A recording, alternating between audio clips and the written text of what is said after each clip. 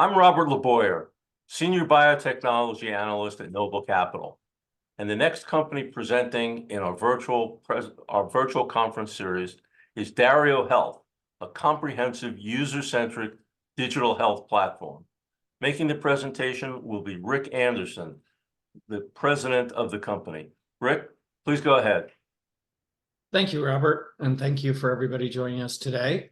This is our corporate presentation, which is available on our website, so I will move relatively quickly through the presentation. I think that, one of the key factors here is that we are a digital health company focused on chronic conditions, which includes diabetes, prediabetes, hypertension, weight management, MSK, so musculoskeletal, which, think about that as digital physical therapy and behavioral health. And we integrate that into one platform. We started as a direct-to-consumer company about 4 years ago, moved into the B2B space, which means we're selling to health plans and employers our solution. We've done a number of acquisitions over the years. We recently completed one within the last 2 months of a company called Twill Health.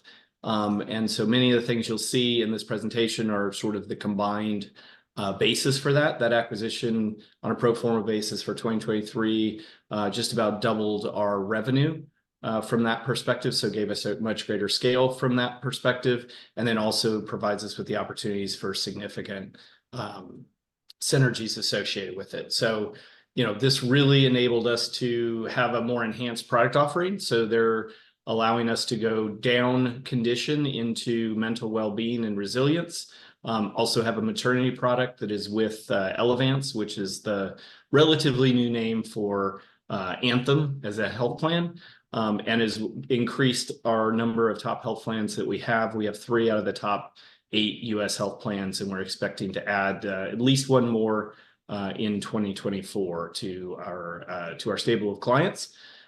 We've got about $38 million pro forma in revenues, and on the combined entity, we're looking to get to an 80 to 85% combined gross margins. Twill has about 90% gross margins. Dario, on our B2B side, really has 70 to 75% margins, so that's how we're getting there. Real briefly, just from a history perspective, we started in 2016 with diabetes, moved into the B2B space in 2020, did 3 acquisitions in 21 to expand our platform, which are now fully integrated, and then just did the acquisition of Twill in 2024. We are covering from a self-insured employer perspective. This is actually a Mercer National Employer Survey. We are covering most of the top conditions that folks are looking for solutions for today in the digital space. And interestingly, and we've seen this in the marketplace, is that the little donut here on the left is really talking about the fact that people are looking to go from having less vendors and point solution. They've got point solution fatigue at this point, and looking at the ability to get more holistic platforms or cover more conditions with less vendors. And that's exactly what Dario's done. We're seeing traction for that in the marketplace, both from people taking the full platform, as well as people that are looking at it as taking a piece of the platform to start with the understanding they can expand to the others or replace other conditions. But the takeaway from the left-hand side is 95% of benefit leaders want to manage less than 5 digital tools, and actually 49%, so almost half, want to manage 1 or 2. So that really gives you an idea of what they're looking for. Obviously, managing chronic conditions is a very large, total market. We went direct to consumer first, which gave us the ability to develop a very consumer-centric product. We see in the consumer side about an 80% retention on the platform and about 70 to 75% on the B2B side. And that's really because we developed the original product with the end user. So it's really tailored to their needs. And then that also allowed us to create data. And that's sort of the infinity loop that you have here is the ability to, and we continue our direct-to-consumer business today, although we've right-sized it, as I would say. It gives us the ability to continue to collect that data, use that data to build our product, and then what we get out of that is the outcomes and the retention that we have. We published on the results that we have. We have over 41 studies, and I'll talk about a couple of them in particular, demonstrating the outcomes, and then that's how we get traction within our customers.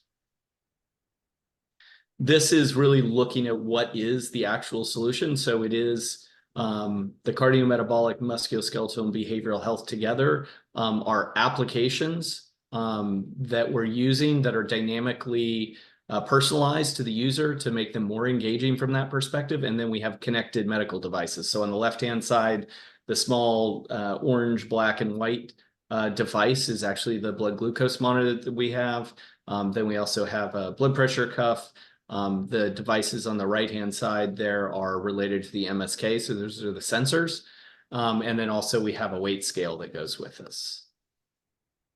This is just talking about the fact that we personalize this. We personalize it in terms of like, how do you like to receive your content? What kind of content do you like to receive? When do you want to have it? What's the tone associated with that? And that's the ability to personalize is what makes it relevant for people. And it's why they keep coming back and why we're able to get the level of engagement that we're getting. And, you know, there's been a lot of focus on GLP-1s lately in terms of how people are going to try and manage these within self-insured employers and health plans. And, you know, nobody has a complete answer to how they want to do that. None of our customers do, but we have seen lately, and if you go back and look at our press releases, you'll see we've launched and signed several self-insured employers recently focus on our GLP-1 solution. And really what that's about is supporting people when they come on GLP-1s, helping them change their behavior, manage their nutrition to minimize side effects, and then increase their capabilities and confidence while they're on the medication. So in the event that they come off of them, we can reduce the downsides of folks coming off of it. And then importantly for our customers is we're feeding them information back that tells them which cohorts of people using these kinds of medications are doing well, not so well, really well, et cetera, so that they can think about how they design their own programs to make sure that the folks that they're getting on these medications are getting a benefit. They're very expensive, obviously. Once you have people on them, you want them to stay on them to get the benefit from that, and at such time as it's appropriate, potentially to come off of those medications. So we can help them develop their own medical necessity or management processes by feeding data back into them. This is supported on our platform also by not only our nutrition, weight management, and diabetes applications, but also the fact that we do medication management, track those kinds of things, as well as food intake, et cetera, to help do that. This is really looking at Twill as a complementary company. As they came on board, they had about 18 million covered lives.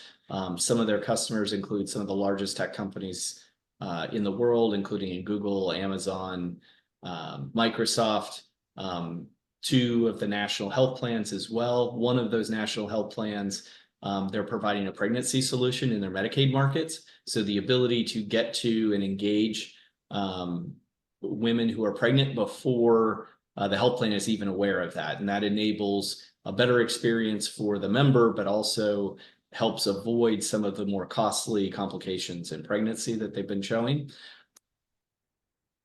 And this is really the two pieces together. So the precision and navigation engines that we got from Twill, and I think this is the way I really like to think about it, is that Twill Care, which is a community that actually has physicians and like types of people that sit in that, dietitians, et cetera. So it's actually a peer-to-peer community. It's open to the public. So people come into that, we drive people into that. They can then have peer-to-peer experience, but also have the ability to hear, no, the doctors are not serving under their license, but they can talk about the information that they have, their expertise, et cetera, and point people to the right direction, for example, to their own providers to get more information about certain kinds of things, et cetera. So it supports a number of communities. And then we utilize that to help our enrollment process. So when we sign up an employer or a payer, they provide eligibility information to us, which includes contact information for members. We then conduct a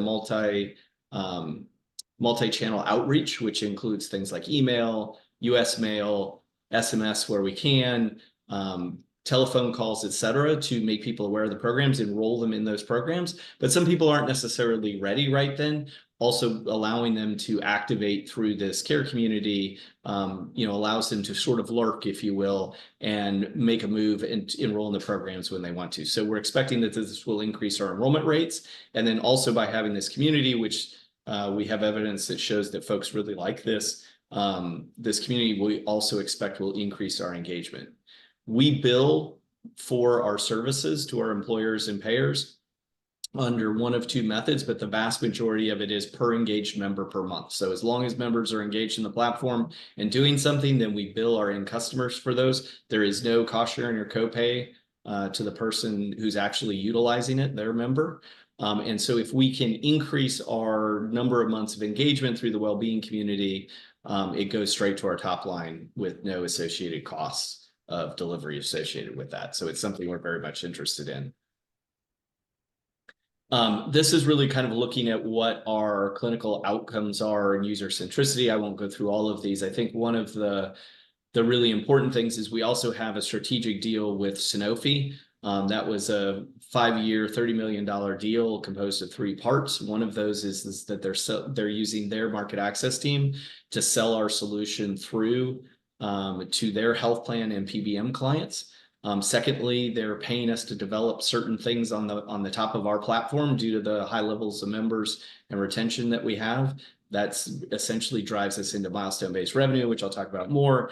And then under the outcomes part of it, they took our data, they matched it through a partner to actual claims data and lab values, so actual lab values for members, and we're able to show in a very well-controlled environment that we actually had a $5,000 difference cost savings. And that's very important in this macroeconomic environment. We're seeing more and more demand for that on the employer side, and health plans are driven by the ROI. So this kind of data is probably, from our knowledge, the best in the industry, is really important for us. We have, like I said, over 40 studies covering both clinical and economic outcomes of the platform. But these are some of the ones that we'd like to highlight. Those have been announced. They've been presented at conferences, and they're in publication at the moment. So if you look at in terms of consumer centricity and number of conditions, we think our solution relative to our competitors is superior in that. And when we see that in the marketplace, when we compete for business, we mostly see Omada and Vita and occasionally Virta in that process, but we really aren't seeing the others because of the fact that we're multi-condition where they are less conditions. Livongo is now through Teladoc. They have not invested very heavily in that. We see them mostly in where they're the incumbent associated with it.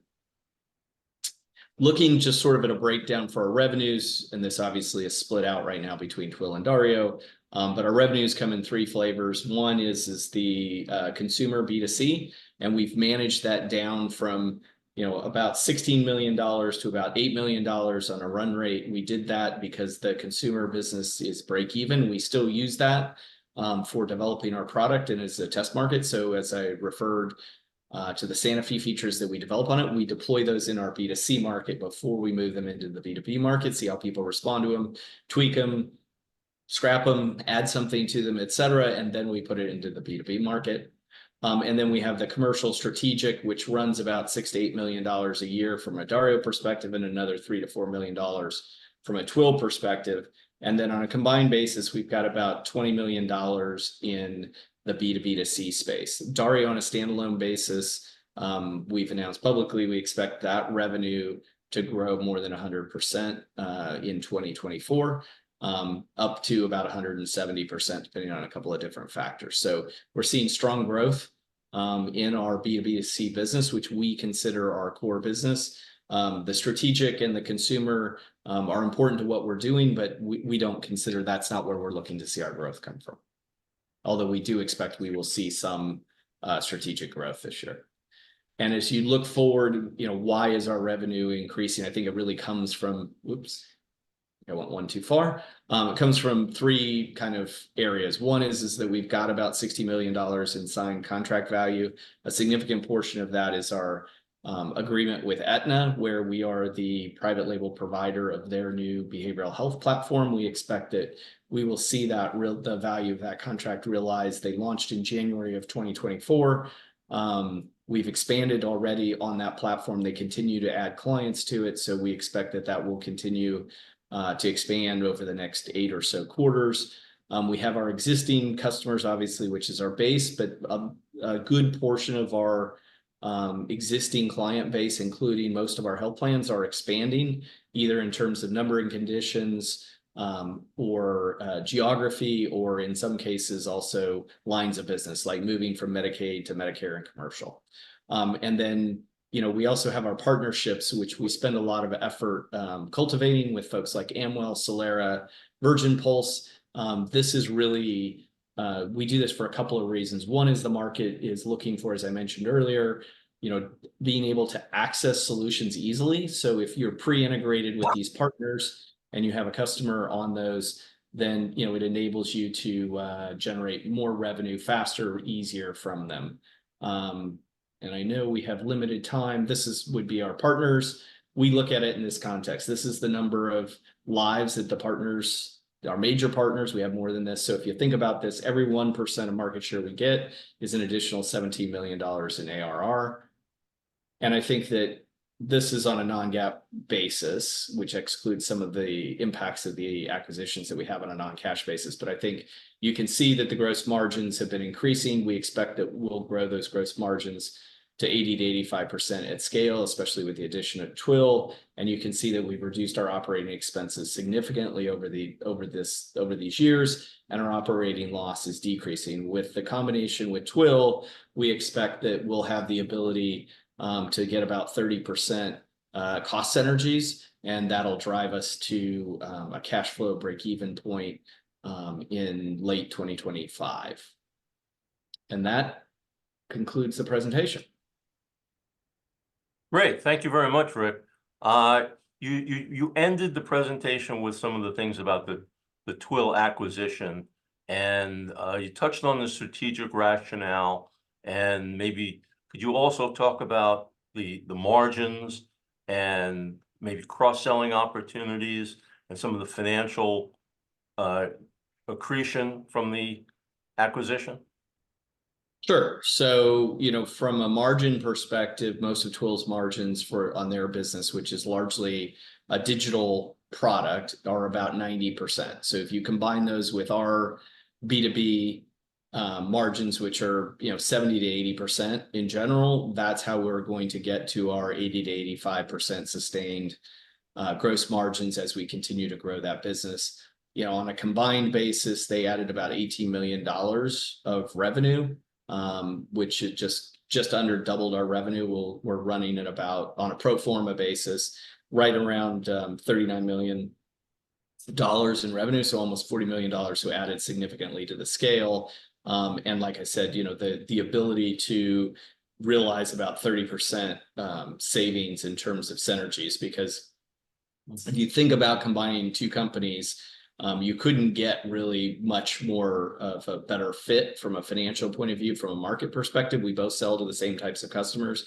They actually are adding to our pharma book of business as well. But you have a lot of infrastructure costs that are associated with selling to these large enterprise customers, things like data management, security, et cetera. And you don't need two of those costs. So the ability to, gain scale on those costs is part of what's driving our increasing or improving, I guess I would say, financial profile.